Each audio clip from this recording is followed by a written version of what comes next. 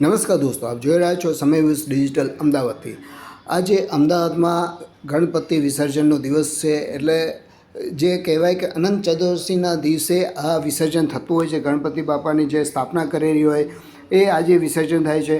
લોકો ધામધૂમથી જ્યારે ગણપતિ બાપાને ઘરે લાવે છે, પૂજા કરે છે અને કઈ સોસાયટીઓમાં તો સાંસ્કૃતિક કાર્યક્રમો પણ ચાલતા હોય છે। એવી જ રીતે આપણે અત્યારના એક મરાઠી ફેમિલીને ત્યાં આપણે પહોંચ્યા છીએ અને જે આરતી છે એ આરતીનો લાભ આપણે લઈ રહ્યા છે।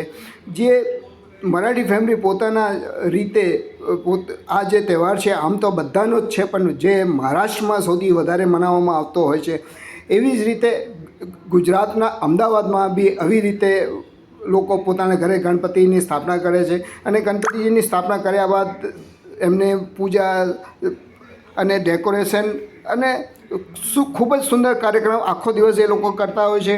ઘણી જગ્યાએ સત્યનારાયણની કથા હોય છે, કઈ લોકો પોતાના ત્યાં સત્સંગ કરાવે છે, ભજન કરાવે છે અને ઘણા નાના છોકરાઓનો ડાન્સ, ફેન્સી ડ્રેસ કોમ્પિટિશન ને એવું બધું કરતા હોય છે। અને જે ઉત્સવ છે, તહેવાર છે, એ પોતે એવું અમદાવાદમાં ઉજવે છે એવું એમને ફીલ ના થાય કે અમે મહારાષ્ટ્રમાં નથી, બોમ્બેમાં નથી કે બીજી કોઈ જગ્યાએ નથી।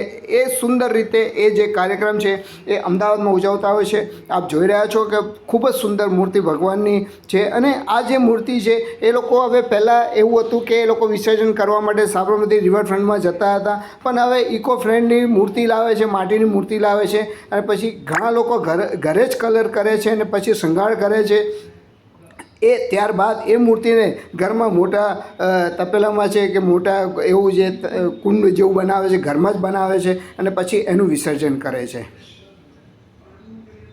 19 અવધકેશ્વરમાં અમારા ઘરે ગણપતિ દાદાની સ્થાપના થયેલી। અમે 10 દિવસ ઘરે ગણપતિ દાદા 19 અવધકેશ્વરમાં અમારા ઘરે ગણપતિ દાદાની સ્થાપના થયેલી। અમે 10 દિવસ ગણપતિ દાદાની સેવા પૂજા કરીને ઘરે જ ગણપતિ દાદાનું ઇકો ફ્રેન્ડલી વિસર્જન કર્યું છે। આ કેટલા વર્ષથી તમે લાવો છો ગણપતિ ઘરે? આ ત્રીજું વર્ષ છે અમારું ઘરે ગણપતિ દાદાનું। અને તમે અહીંયા જ કરો છો કે હજુ સુધી રિવરફ્રન્ટ? દર વખતે ઘરે ઇકો ફ્રેન્ડલી અહીંયા જ ઘરે જ વિસર્જન કરીએ છીએ।